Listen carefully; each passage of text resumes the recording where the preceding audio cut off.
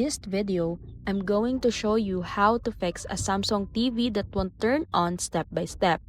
First, check if the TV is receiving power by making sure the power cable is firmly plugged into both TV and the wall outlet.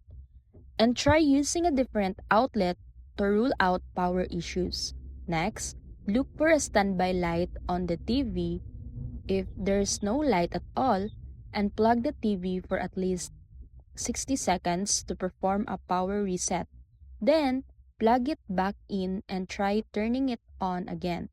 After that, try turning on the TV using the physical power button on the TV itself, since the remote could be the problem. If the TV turns on with the button but not the remote, replace the remote batteries or repair the smart remote.